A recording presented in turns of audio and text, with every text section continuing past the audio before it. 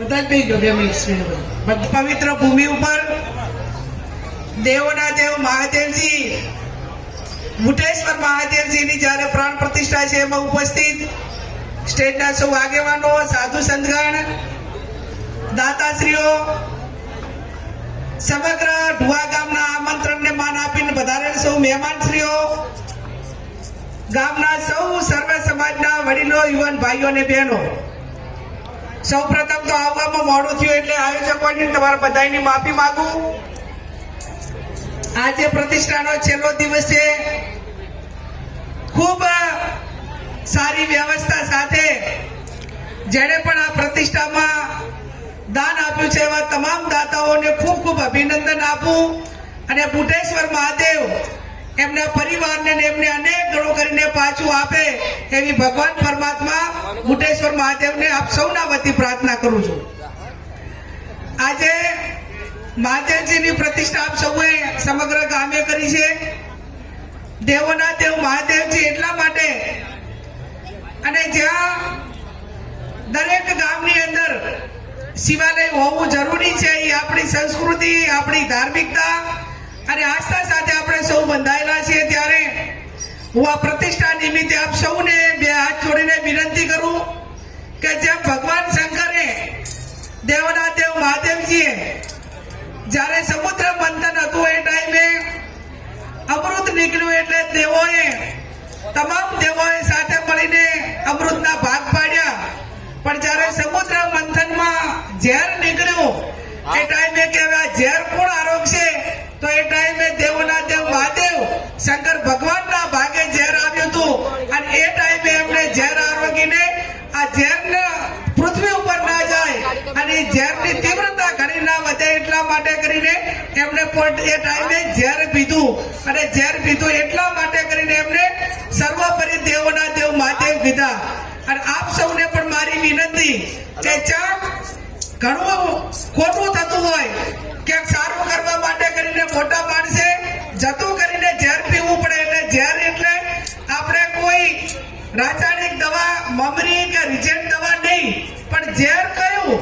કે વાંક ના હોવા છતાં પણ સારું થતું હોય એ સહન કરીને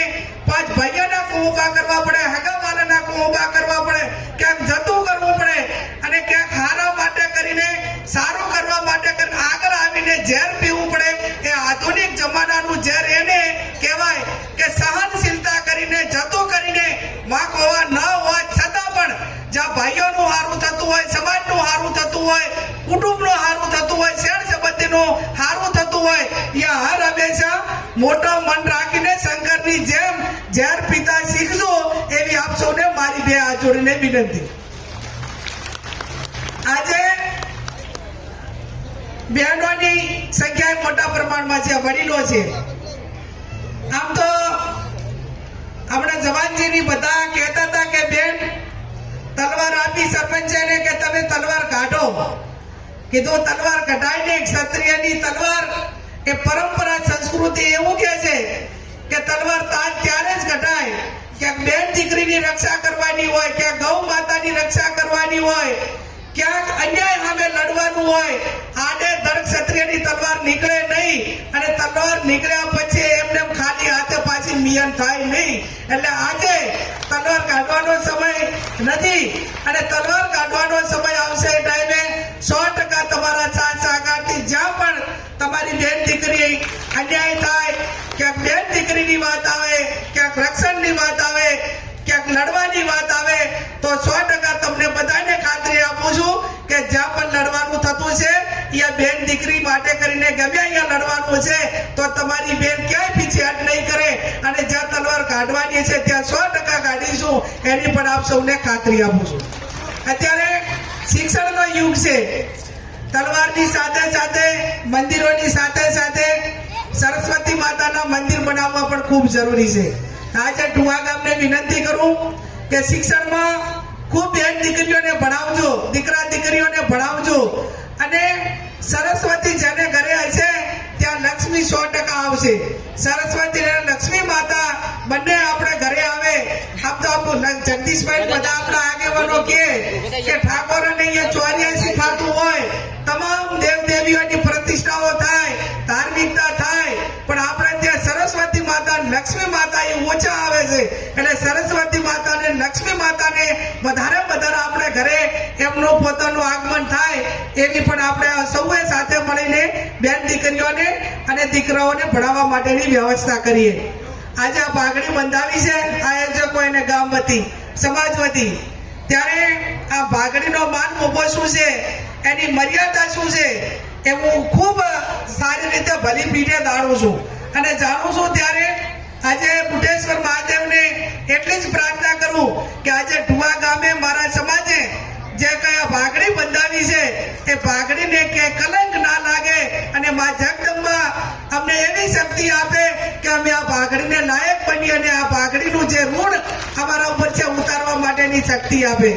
આજે બેન દીકરીઓ મહિલા શક્તિ માતૃશક્તિ મોટા પ્રમાણમાં હાજર છે, ત્યારે એમને બે હાથ જોડીને વિનંતી કરું કે આ પાઘડી મને સમાજ અને ગામે એ તમારા માટે તમારા ભરોસે મારા માતા માથે પાઘડી બંધાવી છે અને પાઘડીની લાજ તમે એવી રાખજો કે તમારી બેન દીકરી એ ઊંચું મસ્તક કરીને દિલ્હીનો દરબાર હોય, પાલનપુરની બજાર હોય કે ડીસાની બજારમાં એ ગૌરવ ભેર તમારી બેન દીકરી આ પાઘડીની લાજ મર્યાદાથી ક્યાંય તમે એવું કોઈ કામ બેન દીકરી ના કરે, જેથી કરીને આ સમાજ અને ગામે બંધાયેલી પાઘડીને ચાહે ડાઘ લાગે કે પાઘડીને ચાહે આંચ ના આવે એવું સૌ બેન દીકરીઓ વર્તન કરજો અને સમાજનો માન મોભો વધારજો. એક દીકરીના માતા માતા જ્યારે પાઘડી બંધાવે ત્યાંની જવાબદારી અનેક પ્રકારની વધી જતી હોય છે અને અનેક પ્રકારની જવાબદારી જ્યારે વધી જાય ત્યારે હું તમને 100% ખાતરી આપું છું, ભગવાન પરમાત્માને પ્રાર્થના કરું છું, સદારામ બાપુના ચરણોમાં વંદન કરીને પ્રાર્થના કરું છું કે હે બાપા તમે બેન દીકરીઓને અમને સૌને એવી શક્તિ આપજો જેથી કરીને અમારો ભાઈ હોય, અમારો બાપ હોય, અમારો વડીલ હોય, અમારા સમાજનો આગેવાન હોય કે કોઈ પણ સર્વ સમાજનો આગેવાન જે અમારા માટે ગૌરવ લેશે એને ક્યાંય નીચું જોવાનો વારો ના આવે એવી શક્તિ ને સદબુદ્ધિ આ પાઘડીના માન મર્યાદામાં અમને આપજો એવી બુઢેશ્વર દાદાને પ્રાર્થના કરું, સદારામ બાપુને પ્રાર્થના કરું. આપ સૌએ અહીં મારું સન્માન કર્યું, બોલાવીને બે શબ્દો બોલવા માટેની તક આપી. મંદિર એ ભવ્ય રીતે પ્રતિષ્ઠા થઈ ગઈ છે, ત્યારે પહેલી વખત લોકસભાની ચૂંટણી પછી આ ગામમાં પહેલી વખત આવું છું ત્યારે યુવાનોની હાજરી મોટા પ્રમાણમાં છે. એમને પણ વિનંતી કરું છું કે શિક્ષણ ખૂબ સારું મેળવજો, સંસ્કારો ઉભા કરજો અને ખેતી તો છે જ પણ સાઈડમાં બીજા ધંધા રોજગાર કરીને વટ વતન ને વ્યસન આ ત્રણે છોડવું પડે તો આવનાર પેઢી માટે કરીને છોડી દેજો. ક્યાંક વટ છોડજો, ક્યાંક વ્યસન છોડજો અને ક્યાંક સારું શિક્ષણ કે ધંધા રોજગાર માટે વતન છોડવું પડે તો વતન છોડજો. મહાભારતમાં રામાયણમાં આપણા ધાર્મિક ગ્રંથોએ કીધું છે, રામચંદ્ર ભગવાને લક્ષ્મણને કીધું હતું કે તારે જો જ્ઞાન લેવું હોય તો રાવણ પાસે જા, જો દુશ્મન હોવા છતાં પણ રાવણ જેટલું જ્ઞાન એ બીજા કોઈ પાસે નથી. એટલે આપણા ધર્મ ગ્રંથોએ પણ કીધું છે કે ગમે એટલો માણસ આપણો વિરોધી હોય પણ એક આ ખારી શિખામણ આલે અને કોઈ ખારી સલાહ લેવા આવવું હોય તો સારું નોલેજ કે જ્ઞાન હોય એની પાસે જતા એક ટકોય અચકાવવું નહીં. એ આપણાને રામાયણની આપણી પરંપરા કહે છે અને એટલા માટે આજે આ પહેલી વખત ઢુવા ગામે આવીશું ત્યારે આ મંદિરના નિમિત્તે ગામની અંદર શિક્ષણનું કામ થાય એના માટે કરીને મારા સંસદ સભ્યની ગ્રાન્ટમાંથી આ ઢુવા ગામને 5 લાખ રૂપિયાની ગ્રાન્ટ એ આ શંકર ભગવાનની પ્રતિષ્ઠા નિમિત્તે પણ શિક્ષણમાં વાપરજો એવી મારી તમારા બધા પાસે અપેક્ષા છે. પછી લાઇબ્રેરી બનાવો કે ગામમાં સ્કૂલની અંદર વાપરો કે પછી તમારે ગામમાં બીજું જે હોય તમારી મરજી, પણ મારી પોતાની લાગણી એ વધારે શિક્ષણ માટેની છે અને શિક્ષણ માટે કરીને આ 5 લાખ રૂપિયાનું જે પણ ગામની અંદર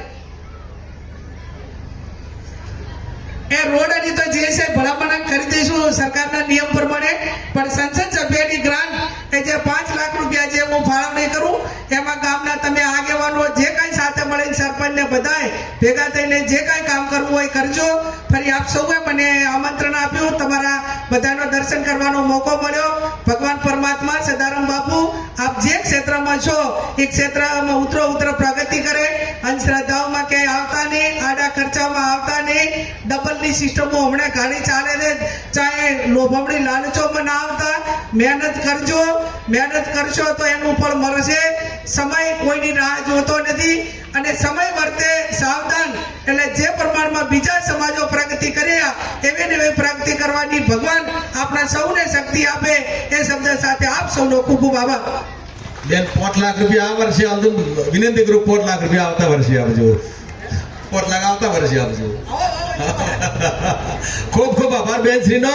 કે આટલો કિંમતી સમય અને કેટલી જગ્યાએ એમના કાર્યક્રમો હોવા છતાં ટૂંકવા માટે આજે એમને અડધો દાડો ફાળવ્યો છે. જુઓ તમે વિચાર કરો, નકે એમને 1 મિનિટનો